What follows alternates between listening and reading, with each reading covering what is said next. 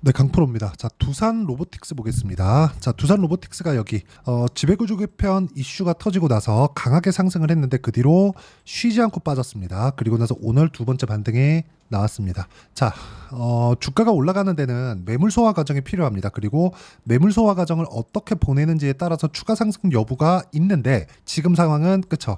하락이 너무 가파르게 나왔고 횡보하는 구간이 있기는 했지만 이쪽 구간에서 단기간에 너무 조금 급등하는 그런 모습이 발생하다 보니까 이쪽 구간에서 약간 조금 쉬어가는 그런 움직임이 약간 좀 깊게 나왔다. 이 정도로 보시면 되고 무엇보다 두산 로보틱스를 볼 때 두 가지 이슈를 두고 보셔야 됩니다. 자, 첫 번째, 미국에서 제조업 기반으로 가고자 하는 욕망이 큽니다. 근데 생각해 보세요. 가격 경쟁력이 있을까? 그렇죠. 가격이 너무 높아지면 누가 사지? 이런 부분을 들 수 있죠. 자, 그러면 여기서 해결할 수 있는 방법이 뭐예요? 로봇입니다. 로봇. 그렇죠. 자, 근데 여기서 두산 밥캣은 원래 미국 기업입니다. 근데 두산이 인수를 한 거고 밥캣은 미국 내에서 영업망을 탄탄하게 갖추고 있죠. 이런 부분과 함께 밥캣은 탄탄하게 지금 돈을 벌고 있기 때문에 로보틱스에서 필요한 금융에 대한 좀 그런 그 조달 목적이라고 저는 보여집니다. 지금 당장에는 두산 로보틱스의 실적이나 재무구조 자체가 그렇게 좋지 못하기 때문인데 아무리 두산그룹이 뒤에 있다고 하더라도 자체적인 재무제표를 개선하는 게 훨씬 더 긍정적인 효과를 가져올 수 있겠죠. 이 두 가지 내용을 함께 본다면 두산 로보틱스는 긍정적으로 볼 수 있지만 한 가지의 문제가 남아 있어요. 그게 뭡니까? 앞으로 좋아질 만한 내용은 있지만 매물 소화 과정이 필요하다. 자, 이쪽을 먼저 보겠습니다. 두산 로보틱스가 작년 10월 달에 상장을 하고 나서 하락폭을 크게 가지고 갔는데 여기 28,000원인가 아마 그럴 겁니다. 그 정도가 공모가였고요. 공모가에 닿기도 전에 반등을 했고 그리고 나서 크게 시세를 냈죠. 근데 이쪽 구간에서도 적자였고요. 이쪽 구간에서도 적자입니다. 그러면 적자인 상태에서 지금 시가총액이 몇 조? 5조입니다. 자, 그럼 주가가 올라가는 데는 뭐가 필요하다는 거예요? 앞으로 좋아질 만한 내용, 즉 기대감이 필요하다는 겁니다. 주식시장에서 기대감에 대한 부분을 이해하지 못하면 절대로 꾸준하게 돈을 벌 수 있는 상황을 만들 수가 없습니다. 주식시장에서 기대감만큼 중요한 게 없다고 제가 말씀드리는 겁니다. 자, 그러면 기대감을 우리가 판단하는 근거는 무엇일까? 단순히 산업의 구조를 우리가 쭉 보면서 이거 좋겠는데? 이렇게 보는 게 아니라 주가가 올라가는 상황 있죠? 주가가 올라가는 상황에 맞춰서 우리가 어떤 식으로 가격대를 잡아가야 되는지를 보는 겁니다. 즉 주가가 올라가고 있다는 건 뭐가 나오고 있다는 거예요? 기대감에 맞춰서 돈이 들어오고 있다는 겁니다. 그럼 가격을 본다는 건 무슨 뜻이에요? 가격을 본다는 건 앞으로 기대감, 즉 우리가 돈이 기대감에 맞춰서 돈이 같이 들어오고 있는 걸 확인하고 매수를 하는 것과 같습니다. 자, 그러면 가격을 봤을 때는 한 가지 문제가 있죠. 과거에 형성돼 있었던 고가 매물이 쏟아져 나올 텐데 이 쏟아져 나오는 매물을 어떻게 잡아내느냐, 그게 타점입니다. 그렇죠? 자, 그러면 지금은 뭐예요? 매물 소화하는 과정에 있다. 그리고 매물 소화가 끝나면 앞으로 성장성에 대한 인정을 받는 그 순간 주가는 폭발적으로 올라갈 수밖에 없고 그 구간에 맞춰서 타점을 잡는 게 맞습니다. 보유기간을 줄이는 게 가장 중요하다고 이야기를 드리는 거고, 보유기간을 줄이는 것에 공감을 한다면 댓글로 공감이라고 적어주시면 제가 이 보유기간 관련된 영상을 하나 더 제작해서 올리도록 하겠습니다. 자, 그러면 우리가 계속해서 가격적인 부분에 대한 내용을 제가 이야기를 드렸는데 가격을 봤을 때 뭘로 봐야 됩니까? 타점을 봐야 된다고 말씀드렸죠. 그 타점을 어떻게 봤을 때 어느 정도 수익 구간을 만들어낼 수 있는지 그 내용부터 보도록 하겠습니다. 실전에 어떤 식으로 매매하는지 그 내용을 판단하는 게 중요합니다. 자, 내용 보시면 태성이죠. 그렇죠? 어떤 식으로 수익을 냈는지를 보시면 됩니다. 자, 정확하게 제가 올라가는 구간에 매매를 했을 때 50% 정도의 수익 구간을 만들어내고 있고, 그리고 상승하는 구간, 즉 돈을 보고 매매를 한 겁니다. 보유기간은 짧죠. 주식시장에서 보유기간을 줄이는 것만큼 중요한 건 없습니다. 그리고 이 내용에 맞춰서 매매를 했을 때만 우리가 꾸준하게 수익을 낼 수 있다는 게 중요합니다. 여기가 바닥이다, 이걸 정확하게 맞출 수 있는 사람은 없습니다. 자, 그리고 최근에 조선주들의 움직임이 좋은데 조선주들의 매매를 제가 어떻게 했는지를 보여드리겠습니다. 자, STX 중공업 보면 어떻습니까? 올라가는 구간에 매매를 하고 그리고 또 마찬가지죠.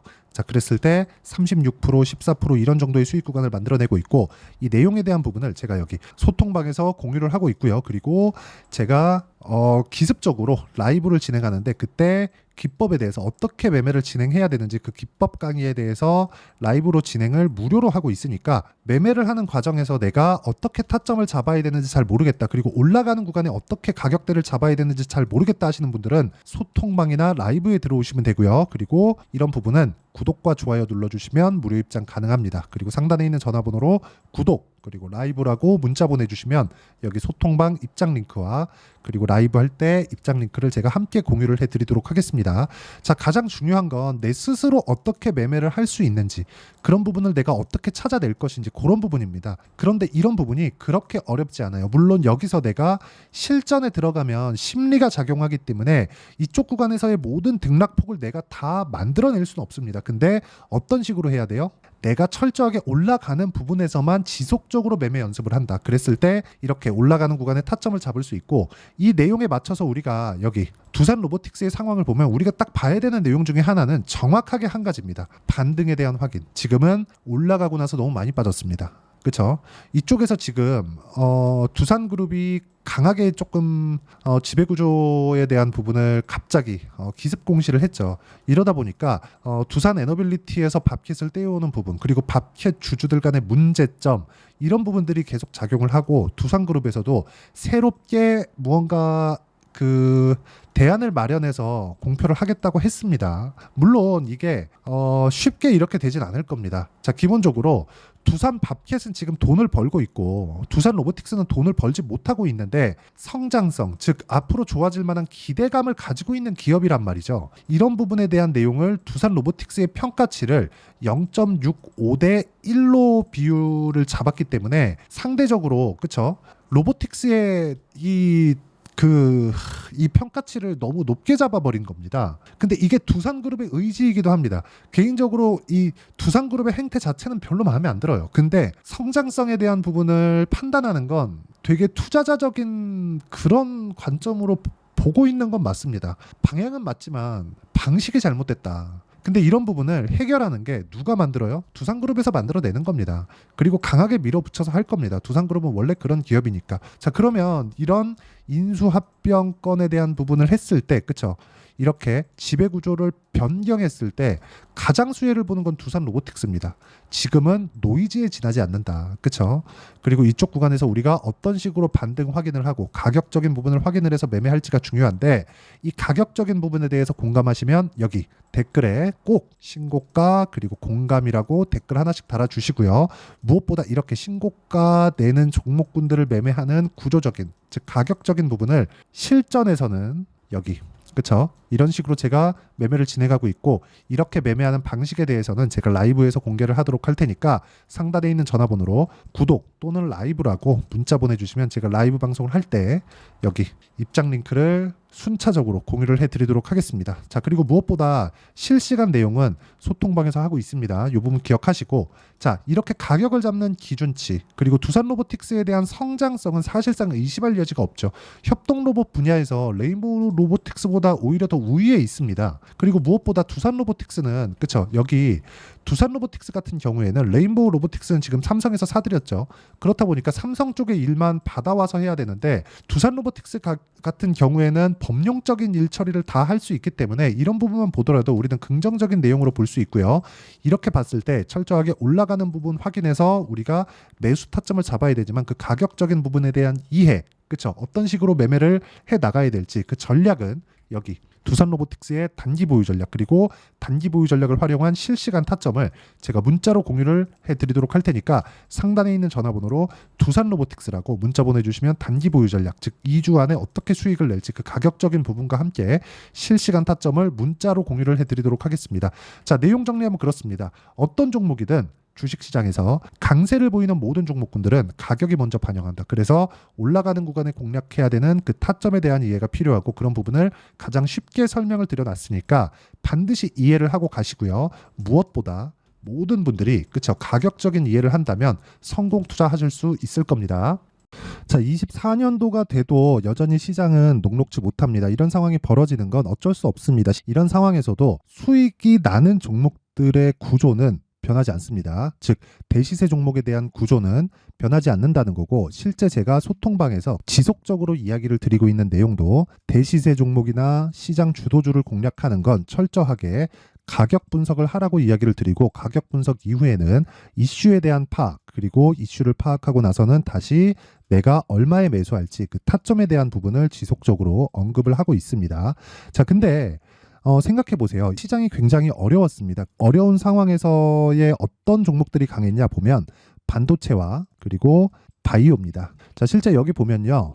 HLB에 제가 실제 매매한 내용을 띄워놓고 보여드리고 있는데, 1월 22일부터 매매를 시작해서 4일 동안 31%의 수익 마감이 됐고요. 그리고 여전히 신고가 종목입니다. 자, 그리고 그 다음 어보브 반도체, 이름을 보시다시피 반도체 종목이죠. 그리고 AI 반도체는 지속적으로 강세를 보이고 있습니다. 이 종목도 신고가를 먼저 달성한 이후에 제가 21%의 단기간에 21%의 큰 수익을 내고 마감이 됐습니다. 다시 재공략을 준비하고 있고, 이런 부분은 소통방에서 다 공유를 해드립니다. 자, 그리고 코세스. 자, 코세스 같은 종목도 당연히 그쵸, 신고가 종목이고요. 그리고 반도체 종목입니다. 이 종목도 영업일 기준에서 이틀 동안 대략 한 15%의 수익 마감이 됐습니다.